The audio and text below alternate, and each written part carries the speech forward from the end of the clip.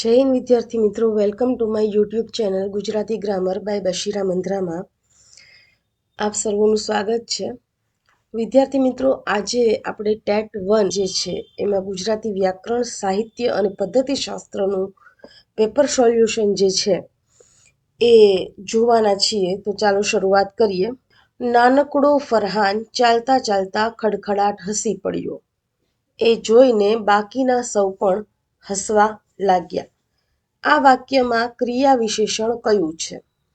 ચાલતા ચાલતા, પણ, ખડખડાટ અને હસી પડ્યા.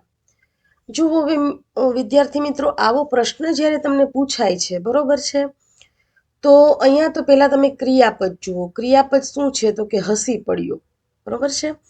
પણ કઈ રીતે હસી પડ્યો? તો કે ચાલતા ચાલતા ખડખડાટ, બરોબર છે. એની હસી પડવાની જે રીત છે એ કેવી છે? ખડખડાટ. એટલે જેમાં ક્યાંય રીતનો ઉલ્લેખ થયો હોય એ શું આવશે?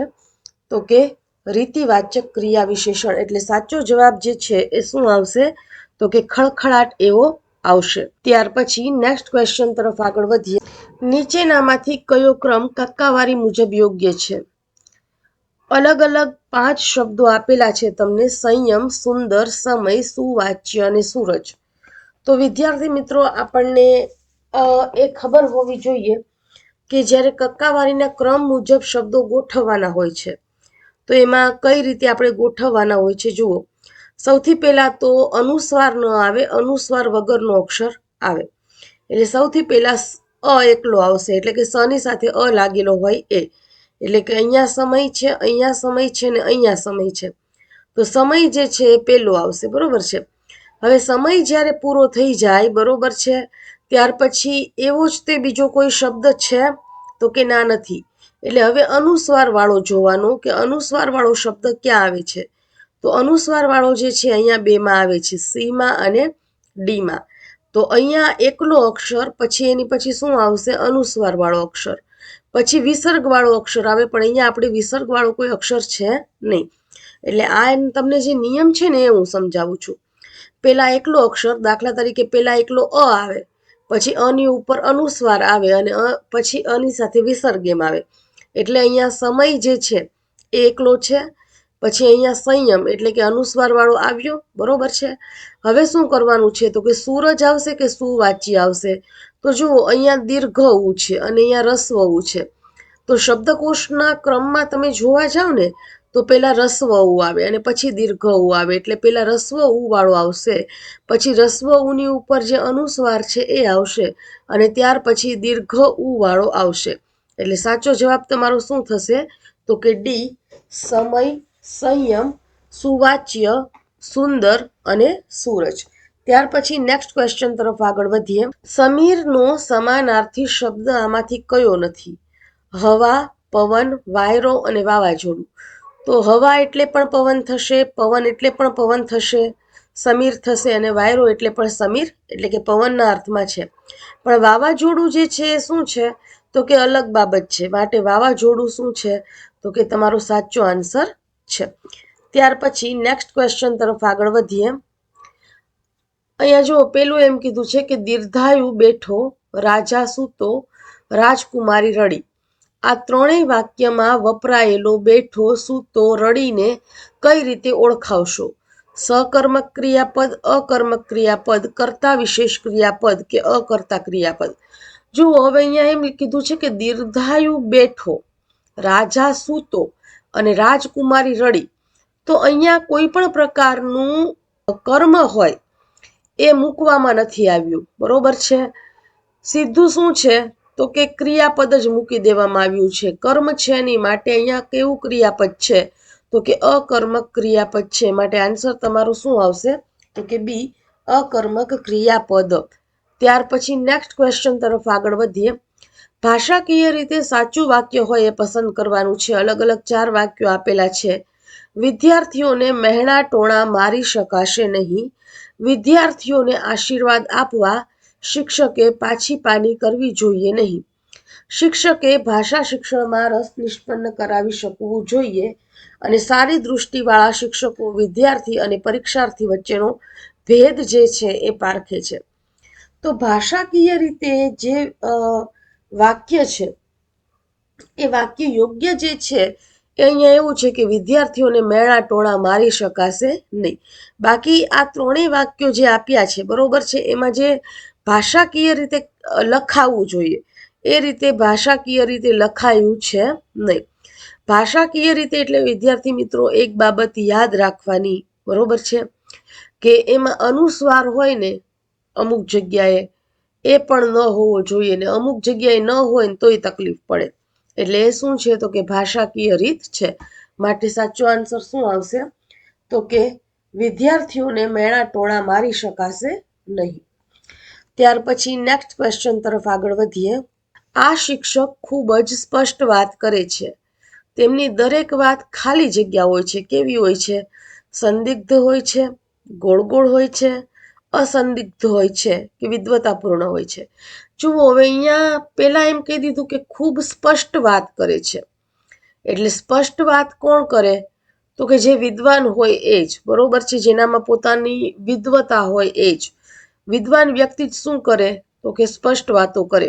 કે વિદ્વાન વ્યક્તિ જે છે એ ક્યારેય સંદિગ્ધ વાતો નથી કરતો, એ ક્યારેય ગોળ ગોળ વાતો નથી કરતો. આ સંદિગ્ધ એટલે કે જે શંકા ઉપજાવે એવી વાતો નથી કરતો, ગોળ ગોળ વાતો પણ નથી કરતો, અને શંકા ન ઉપજાવે એવી પણ વાતો નથી થતી. બરોબર છે.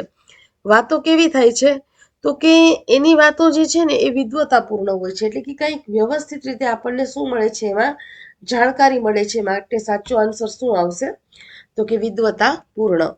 ત્યાર પછી નેક્સ્ટ ક્વેશ્ચન તરફ આગળ વધીએ. સેવવું શબ્દનો અર્થ પાઠમાં રાખી મૂકવું થયેલ હોય ત્યારે સેવવું એટલે કે અહીં એવું આપેલું છે કે રાખી મૂકવું એ શું ગણાય? તો એને તમે શબ્દાર્થ કહેશો, ટિપ્પણ કહેશો, રૂઢિપ્રયોગ કહેશો કે મૂળ અર્થ કહેશો? જુઓ, હવે વિદ્યાર્થીઓ અહીંયા મૂળ અર્થનો તો કોઈ ભાવ અહીંયા આવતો જ નથી. કારણ કે સેવવું એટલે પહેલા જ અહીંયા કહી દીધું બરોબર છે કે રાખી મૂકવું. તો આ રાખી મૂકવું એ શું છે તો કે મૂળ અર્થને કોઈ પણ રીતે પ્રગટ કરતો નથી. બરોબર. કારણ કે સેવવું બરાબર રાખી મૂકવું, અથવા તો ડેશ કરીને લખેલું હોય કે રાખી મૂકવું. હવે રૂઢિપ્રયોગમાં તો આવતો જ નથી, અને ટિપ્પણ તો જે છે બરોબર છે એ પહેલા આવતા. એટલે હવે અત્યારે શું છે તો કે એ શબ્દાર્થના રૂપમાં અહીંયા પ્રયોજાયેલો છે. માટે આન્સર શું આવશે તો કે શબ્દાર્થ. ત્યાર પછી નેક્સ્ટ ક્વેશ્ચન તરફ આગળ વધીએ. નીચેની કાવ્ય પંક્તિ કયા છંદની છે? ત્યાં તો આવી પહોંચ્યો એ અશ્વ સાથે યુવાન, ત્યાં કૃષિક એ ઉઠી ત્યારે આવો બાપુ કહી ઊભો. બરોબર છે. મંદાક્રાંતા છે, શાર્દુલ વિક્રીડિત છે, પૃથ્વી છે કે અનુષ્ટુપ છે? તો અહીંયા જે આન્સર આવશે તમારો એ અનુષ્ટુપ આવશે. અનુષ્ટુપ શું સૂચવે છે તો કે અનુષ્ટુપ જે છે છંદ એ 8 અક્ષરના 4 ચરણ હોય. બરોબર છે. તો શું જોવાનું તો કે એ અનુષ્ટુપ છે.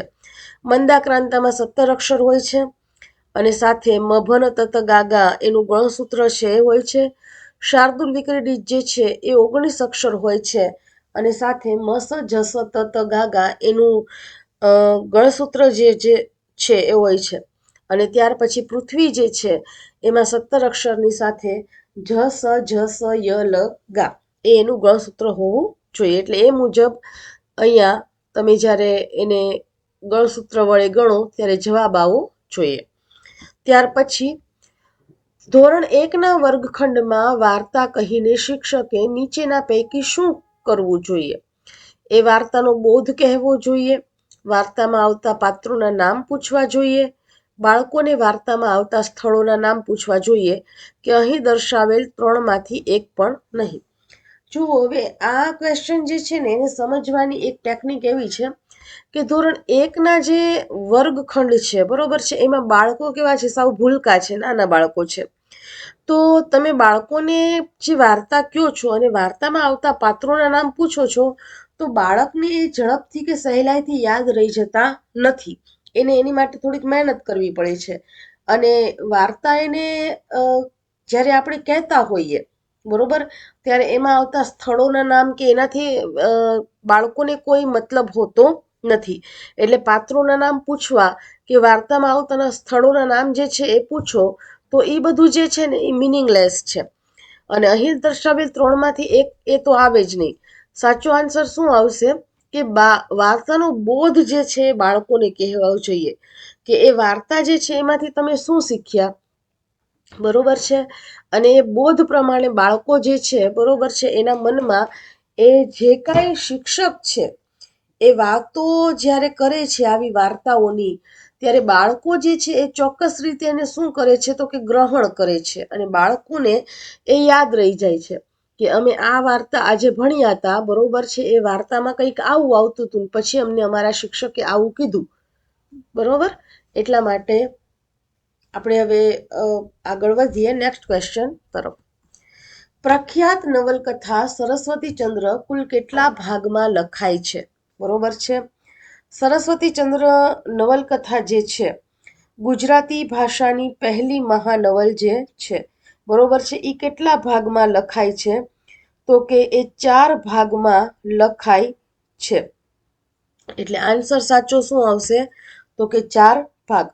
વિદ્યાર્થી મિત્રો યાદ રાખજો, બરોબર, પરીક્ષામાં કોઈ વાર એવો પ્રશ્ન પણ પૂછાઈ જાય કે સરસ્વતીચંદ્ર જે છે એના 4 ભાગમાંથી પેલા પ્રકરણનું નામ કયો, અથવા બીજા પ્રકરણનું નામ કયો, અથવા ત્રીજા પ્રકરણનું નામ કયો, એવો પ્રશ્ન જે છે એ પણ શું થાય છે તો કે પૂછાઈ જાય છે.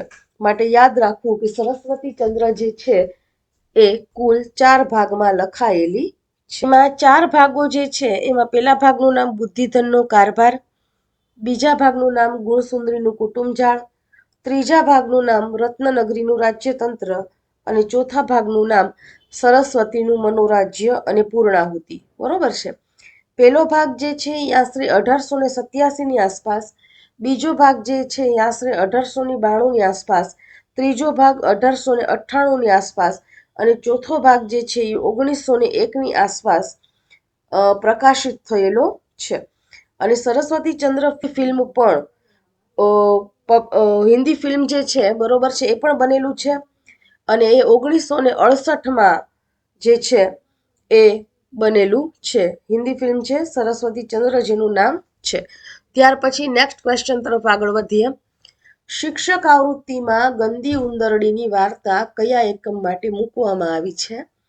અજબ જેવી વાત છે, ચોખ્ખાઈ કરે ભલાઈ, નદી કિનારે અને અમે સૌ. તો સાચો આન્સર જે છે એ શું આવશે તો કે ચોખ્ખાઈ કરે ભલાઈ. ત્યાર પછી નેક્સ્ટ ક્વેશ્ચન તરફ આગળ વધીએ. સાચી પંક્તિ કઈ? જો એક પંક્તિ આપવામાં આવેલી છે, બરોબર છે, અને એમાં લખવામાં આવ્યું છે કે કામિની કોકિલા કેલી કૂજન કરે. હવે આ પંક્તિ અલગ અલગ રીતે 4 રીતે અહીંયા આપવામાં આવેલી છે.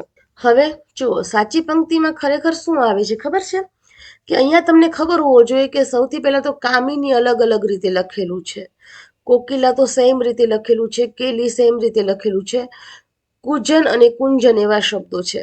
તો સાચો શબ્દ જે છે ને સૌથી પહેલા તો કામિની તમારે શોધવાનું છે કે કામિની કઈ રીતે લખાય. તો પહેલી વાત તો એ કે આમાં છે ને કુંજન એવો શબ્દ નહીં આવે, કુજન એવો શબ્દ આવશે, બરોબર છે. કોકિલા જે છે એ દરેકમાં એક સરખું જ લખાયેલું છે. સાચો જે આન્સર છે એની ઉપર જ પહેલા આપણે જઈને પછી તમને સમજાવવાનો પ્રયત્ન કરું છું કે કઈ રીતે આ સાચું છે. જો હવે સી જે છે ને સાચો આનો આન્સર છે. કઈ રીતે તો કે કામિનીમાં મ જે છે ને રસ્વ આવે અને ન જે છે દીર્ઘ આવે. એમાં જોડણીનો એક નિયમ સમાયેલો છે ઈની. ઈની પ્રત્યે લાગી બનેલા શબ્દમાં ઈ જે છે ને રસ્વ બને ને ન જે છે ને દીર્ઘ બને, ની જે છે દીર્ઘ બને, એટલે અહીંયા ઈની આવ્યું. કોકિલા તો 4/4માં સેમ લખાયેલું છે. કેલી અને કુજન કરે, કેલી પણ 4/4માં સેમ લખાયેલું છે એટલે ત્યાં ભૂલ નથી. કુજન જે છે બરોબર છે એ કુંજન ન આવે, કુજન આવે, બરોબર છે. શું આવશે તો કે કુજન આવશે. હવે જો અહીંયા ખરેખર જોવા જાવ ને વિદ્યાર્થી મિત્રો તો કેલી જે છે ને કેલીમાં પણ ભૂલ છે, કારણ કે કેલી જે છે ને એ રસ્વમાં આવે, દીર્ઘમાં આવે નહીં. પણ તમને જ્યારે ટેટ 1માં આ પ્રશ્ન પૂછાયો ત્યારે ગવર્મેન્ટે આને સાચા આન્સર તરીકે ઓળખાવેલો છે, બરોબર છે. ત્યારે આપણે એવું સમજી લેવાનું કે ગવર્મેન્ટનો જેવો સવાલ એવો આપણો જવાબ, કારણ કે કેલી જુઓ 4માં ઓપ્શનમાં એક સરખી રીતે જ લખાયેલું છે. કોકિલા પણ એક સરખી રીતે લખાયેલું છે. ફક્ત કામિની અને કુજન અથવા કુંજન એ અલગ અલગ રીતે છે. બરોબર છે. કોની પંક્તિ છે તમે મને કમેન્ટ કરજો, પણ કદાચ તમને ખબર ન હોય, તમારે એક્ઝામનો ટાઈમ છે તો હું જ કહી દઉં છું. આ પંક્તિ જે છે એ મણિલાલ રત્નશંકર ભટ્ટ એટલે કે કવિ કાંતની છે. બરોબર છે. કવિ કાંતની આ પંક્તિ છે. કામિની કોકિલા કેલી કુજન કરે સાગરે ભાસતી ભવ્ય ભરતી. બરોબર, એમાંથી આ પંક્તિ જે છે એ લેવામાં આવેલી છે. ચલો નેક્સ્ટ ક્વેશ્ચન તરફ આગળ વધીએ. ખાંડણિયામાં માથાને ધીમો કેમ રામ આ ઉક્તિ કેવા મનોભાવ પ્રગટ કરનારી છે? સુખી થવાની તાલાવેલીમાં માણસ ભગવાન પાસે ઝડપી સુખ માગે. માણસને દુઃખ વધી જવાથી એ ભગવાન પાસે મૃત્યુ માગે. માણસથી આટલું બધું સુખ ન જીરવાતું હોય તે ભગવાન પાસે ધીમું દુઃખ માગે, અને ઉપર પૈકી એક પણ નહીં. તો સાચો આન્સર જે છે એ આવશે કે સુખી થવાની તાલાવેલીમાં માણસ ભગવાન પાસે ઝડપી સુખ માગે. ત્યાર પછી નેક્સ્ટ ક્વેશ્ચન તરફ આગળ વધીએ. આકડે મત શબ્દ પ્રયોગ નીચેના પૈકી કઈ સ્થિતિમાં કરવામાં આવે છે? કાર્ય સરળ હોય ત્યારે, કાર્ય કઠિન હોય ત્યારે, કાર્ય પરિચિત હોય ત્યારે અને કાર્ય અપરિચિત હોય ત્યારે. તો જ્યારે કાર્ય કઠિન હોય, અઘરું હોય ત્યારે આનો પ્રયોગ કરવામાં આવે છે. નેક્સ્ટ ક્વેશ્ચન તરફ આગળ વધીએ. કાચો પોચો માણસ હોય તો તેની છાતીના પાટિયા જ બેસી જાય. વાક્યમાં કાચો પોચો શબ્દોને કેવી રીતે ઓળખીશું? શું એ સમાનાર્થી શબ્દ છે? શું એ વિરુદ્ધાર્થી શબ્દ છે? શું એ દ્વિરુક્ત શબ્દ છે કે શું એ પુનરુક્ત શબ્દ છે? તો જુઓ, સમાનાર્થી સમાન અર્થવાળો શબ્દ છે નહીં, કારણ કે કાચો પોચો કીધું છે. વિરુદ્ધાર્થી શબ્દ પણ છે નહીં. પુનરુક્ત એટલે એકનો એક શબ્દ જે છે વારંવાર આવતો નથી, એટલે એ પણ ન બને. પણ શું છે તો કે દ્વિરુક્ત શબ્દ છે. દ્વિ એટલે બે અને ઉક્ત એટલે બોલાયેલું. બે વખત બોલાયેલો જે શબ્દ હોય એને કેવો કહેવાય તો કે દ્વિરુક્ત કહેવાય. દાખલા તરીકે અહીંયા કાચો પોચો, નરમ ગરમ, પેન બેન, આવા બધા શબ્દો જે છે એ કેવા શબ્દો છે તો કે દ્વિરુક્ત શબ્દો છે. ત્યાર પછી નેક્સ્ટ ક્વેશ્ચન તરફ આગળ વધીએ. શબ્દકોશનો સાચો ક્રમ જે છે આમાંથી કયો છે? સંકેત, સંક્રામક, સંક્રાંતિ, સંખ્યા અને સંક્ષિપ્ત. એવું 4 અલગ અલગ રીતે આપવામાં આવ્યું છે. બરોબર છે. હવે સૌથી પહેલા તો જોવાનું કે દરેકમાં અનુસ્વાર છે. બરોબર છે. હવે દરેકમાં અનુસ્વાર છે એટલે પેલા ક વાળું લેશું, કારણ કે ક શરૂ થાય. અનુસ્વાર તો ખરો જ, પણ પેલો કયો આવશે તો કે ક આવશે. એટલે પેલું શું આવશે? સંકેત. ચારેયમાં સંકેત પેલા જ છે. બરોબર છે. હવે શું આવશે તો કે ક આવ્યો તો ક ની સાથે હવે જેની ર જોડાયેલો છે, કારણ કે હમણાં ખ નહીં આવે. બરોબર છે. અને ક્ષ પણ નહીં આવે. એટલે હવે જેની સાથે ર જોડાયેલો છે, તો આ બેયમાં ર જોડાયેલો છે. પણ આમાં એમ છે કે સંક્રામક અને આમાં એમ છે કે સંક્રાંતિ. તો પેલો કયો આવશે તો કે સંક્રામક આવશે. બરોબર છે. એટલે સંકેત પછી શું આવશે તો કે સંક્રામક. એક સંકેત પછી સંક્રામક અહીંયા છે, એક સંકેત પછી સંક્રામક અહીંયા છે. હવે શું આવશે? સંકેત પછી સંક્રાંતિ. બરોબર છે. એટલે સંક્રાંતિ અહીંયા પણ છે અને અહીંયા પણ છે. હવે જોવાનું કે પેલું સંખ્યા આવશે કે સંક્ષિપ્ત આવશે. તો પેલું શું આવશે? સંક્ષિપ્ત આવશે, કારણ કે ક પૂરો થઈ જાય ને પછી ક્ષ આવે. જ્યારે શબ્દકોશ આપણે ભણીએ છીએ, બરોબર છે, ત્યારે ક ની પછી ક્ષ આવે છે.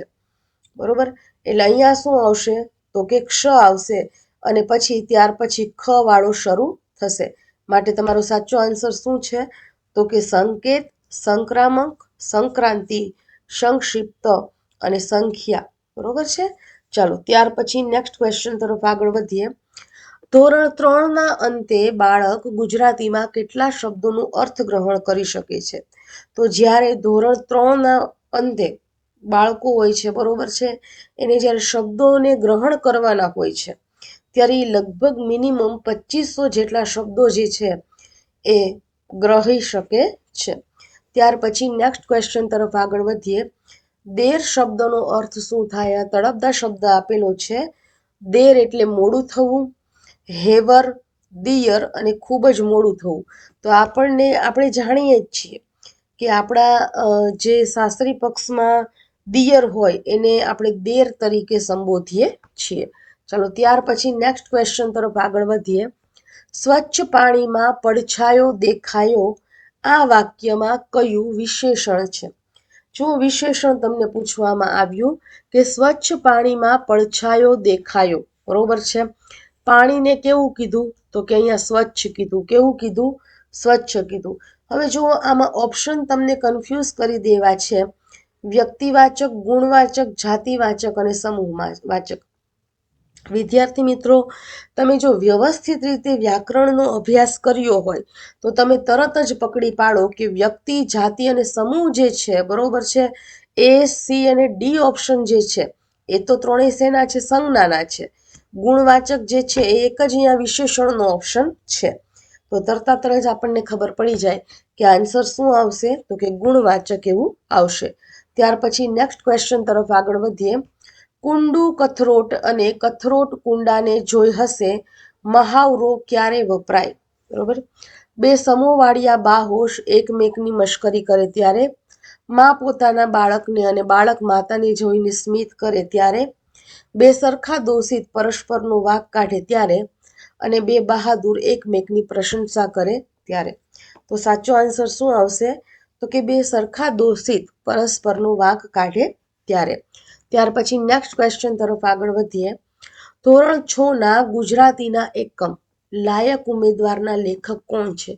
વિદ્યાર્થી મિત્રો, આ 2012નું પ્રશ્નપત્ર છે. એટલે 2012ના પ્રશ્નપત્રમાં જે તે સમયે કે એ સમયે જ્યાં સુધી એ પાઠ્યપુસ્તક અસ્તિત્વમાં હતું, જૂનું પાઠ્યપુસ્તક, એટલે એમાંથી આ લીધેલો સવાલ છે. અત્યારે નવો પાઠ્યપુસ્તક જે છે આવી ગયું છે, પણ આના આન્સર શું આવશે તો કે અનંતરાય રાવળ. ત્યાર પછી નેક્સ્ટ ક્વેશ્ચન. ધોરણ 1 ગુજરાતીમાં કેટલા એકમ છે? શિક્ષક આવૃત્તિમાં જણાવ્યા અનુસાર બધા એકમની સમજ આપવા કેટલા સમયગાળાની જરૂર પડશે? તો ધોરણ 1 જે છે એમાં 10 એકમ છે, અને 10 એકમને શિક્ષક આવૃત્તિમાં જણાવ્યા અનુસાર એ બધા એકમો જે છે એ વિદ્યાર્થીઓને સમજાવવા માટે એને 12 અઠવાડિયાની જે છે એ જરૂર પડશે. 12 અઠવાડિયા એટલે વિદ્યાર્થી મિત્રો એ 3 મહિનાનો સમયગાળો થઈ ગયો, જો તમે 1 મહિનાના 4 અઠવાડિયાને પકડો તો એ રીતે. ચાલો નેક્સ્ટ તરફ આગળ વધીએ. કનૈયાલાલ મુનશીનું ઉપનામ શું છે? વાસુકી, ઘનશ્યામ, અસ્મિતા અને ગૌરવ. તો કનૈયાલાલ મુનશી જે છે એ ઘનશ્યામ ઉપનામથી પોતાનું સર્જન જે છે એ કરે છે. ત્યાર પછી નેક્સ્ટ તરફ આગળ વધીએ. જ્યાં જ્યાં નજર મારી ઠરે યાદી ભરી ત્યાં આપની કાવ્ય પંક્તિના રાગ પ્રમાણે આ પંક્તિ સાથે નીચેના પૈકી કઈ પંક્તિ મુકાશે? હવે જુઓ વિદ્યાર્થી મિત્રો, અહીંયા તો પેલા કાવ્ય પંક્તિ એમનામ જ નથી આપી, તમારે એને સમજવું પડે કે જ્યાં જ્યાં નજર મારી ઠરે યાદી ભરી ત્યાં આપણી. કવિ કલાપીની બહુ સરસ એવી પંક્તિ છે, અને જે આખી પંક્તિ છે ને હરિગીતમાં રચાયેલી છે. એટલે તમારે સામે હરિગીતનો રાગ જે છે ને એ જ ગાવો પડે. હવે તે પંખીની ઉપર પથ્થરો ફેંકતા ફેંકી દીધો એ તો મંદાક્રાંતા છે. અસત્યોમાં અહીંથી પ્રભુ પરમ સત્ય લઈ જાય એ શું છે તો કે એ શિખરીણી છંદ છે. પણ સાચો આન્સર જે છે ને એ નરદેવ ભીમકની સૂતા દમયંતી નામે સુંદરી, બરોબર છે, આ આવે છે. માટે એની સાથે આ પંક્તિ શું થશે તો કે મેચ થશે. ત્યાર પછી નેક્સ્ટ ક્વેશ્ચન તરફ આગળ વધીએ. ધોરણ 2માં ભણતી ફાતિમા વર્ગમાં પણ પોતાના ઘરે બોલાતી ભાષા એટલે કે સ્થાનિક બોલી વાપરે છે. શિક્ષક તરીકે તમે શું કાર્ય કરશો? તો કે અહીંયા એક બી ક્વેશ્ચનમાં ભૂલ છે, અસત્યો માહિતી એવું ભૂલથી ટાઈપ થઈ ગયું છે, બરોબર છે. સાચો આન્સર છે ને એવું આવે છે કે ફાતિમાના વાલીનો સંપર્ક કરી ઘરે પણ માન્ય ભાષાનો ઉપયોગ કરવા સમજાવીશ, કારણ કે દરેકે માન્ય ભાષામાં જ બોલવું જોઈએ. વિદ્યાર્થી મિત્રો, આપણે ગુજરાતીમાં કહેવત છે, બરોબર છે, કે 12 ગામે બોલી બદલાય. એટલે દરેક ગામ જે છે એ પોતપોતાની ભાષા સાથે નિખરી ઉઠે છે, અને ખાસ કરીને ગુજરાતમાં વસતા ગુજરાતીઓ જે છે, બરોબર છે, એ ગુજરાતી ભાષાનો જ પ્રયોગ કરે છે. પણ દરેકની બોલી કેવી છે તો કે અલગ અલગ છે. ઉત્તર ગુજરાતની બોલી પણ અલગ છે, દક્ષિણ ગુજરાતની બોલી અને મધ્ય ગુજરાતની બોલી જે છે એ પણ અલગ છે, સૌરાષ્ટ્રની અને એમાં વસ્તુ કાઠિયાવાડ જે છે એની બોલી પણ અલગ છે, અને હાલારી બોલી જે છે એ પણ કેવી છે? અલગ અલગ છે. એટલે અહીંયા એમ કીધું છે કે જો ઘરે બોલાતી ભાષાનો તમે વર્ગમાં પણ ઉપયોગ કરો તો શું થાય તો કે આપણે ફાતિમાના વાલીનો સંપર્ક કરી અને ઘરે જે માન્ય ભાષાનો ઉપયોગ કરવા આપણે એને સમજાવીશું, કારણ કે દરેકે માન્ય ભાષામાં જ બોલવું જોઈએ. હવે અહીંયા આપણને એક પ્રશ્ન એવો પણ થાય, બરોબર છે, કે માન્ય ભાષા એટલે કેવી ભાષા? તો માન્ય ભાષા એટલે શિષ્ટ રીતે સ્વીકારાયેલી ભાષા જે છે એને માન્ય ભાષા કહેવામાં આવે છે, બરોબર છે. ચાલો ત્યાર પછી નેક્સ્ટ ક્વેશ્ચન તરફ આગળ વધીએ. એની પહેલા તમને કહી દઉં કે અહીંયા આગળનો જે ક્વેશ્ચન છે ને એ ભૂલથી અહીંયા આન્સર ટાઈપ થઈ ગયો છે, છંદ ટાઈપ થઈ ગયો છે, પણ જો કે આન્સરમાં નથી આવતો એટલે એ થોડીક મારી ક્ષતિ રહી ગઈ છે, માફ કરજો. ચલો ત્યાર પછી નેક્સ્ટ ક્વેશ્ચન તરફ આગળ વધીએ. એક જ શબ્દની નીચેના પૈકી કયા શબ્દની જોડણી સાચી છે? અલગ અલગ 4 રીતે મ્યુનિસિપાલિટી આપેલું છે, પણ જે છે આન્સર જે છે ને તમને આપીને હું સમજાવી દઈશ, બરોબર. કે મ્યુનિસિપાલિટી જે છે ને અંગ્રેજી શબ્દમાંથી આપણે એની જોડણી લઈએ તો MUNICIPALITY, એટલે MUNI, બરોબર છે. જ્યાં પણ આઈ આવે, આઈ, બરોબર છે, આઈ આવે ને ત્યાં રસ્વ જ લેવાનો. તો MUNI એટલે ન ની સાથે એન ની સાથે આઈ આવ્યો એટલે અહીંયા રસ્વ લીધો. CI એટલે સ ની સાથે પણ આઈ લીધો આપણે એટલે કે અહીંયા રસ્વ. PALI અહીંયા પણ રસ્વ લીધો અને TY એટલે કે છેલ્લે અંતે વાય, બરોબર છે, કે ઈ આવે ને ત્યારે દીર્ઘ લેવાનો. એટલે જ્યાં આઈ આવે ને ત્યાં મોટા ભાગે અંગ્રેજી જોડણી જે છે એ હંમેશા રસ્વ લખવાની અને જ્યાં છેલ્લે ઈ કે વાય આવે ત્યાં દીર્ઘ લખવાની. એટલે મ્યુનિસિપાલિટી જે છે એ ત્રીજી રીતે સાચું છે. ત્યાર પછી નેક્સ્ટ ક્વેશ્ચન તરફ આગળ વધીએ. અધોરેખિત શબ્દોનો અર્થ શું છે? ઘણી જગ્યાએ લખ્યું, બરોબર છે, કે અધોરેખિતનો વિશેષણ ઓળખાવો, કે અધોરેખિત એટલે કે અહીંયા જે રેખા કરેલી છે, અંડરલાઈન કરેલી છે, એ શું સૂચવે છે? તો કે સુરેખ હોઠ દર્શાવવા માટે વપરાતો આલંકારિક શબ્દ, કોઈ શબ્દ સમૂહનો એકાદ અગત્યનો શબ્દ, ધ્યાન આકર્ષિત કરવા જે શબ્દની ઉપર લીટી દોરેલી હોય તે શબ્દ, અને ધ્યાન આકર્ષિત કરવા જેની નીચે લીટી દોરેલી હોય એ શબ્દ.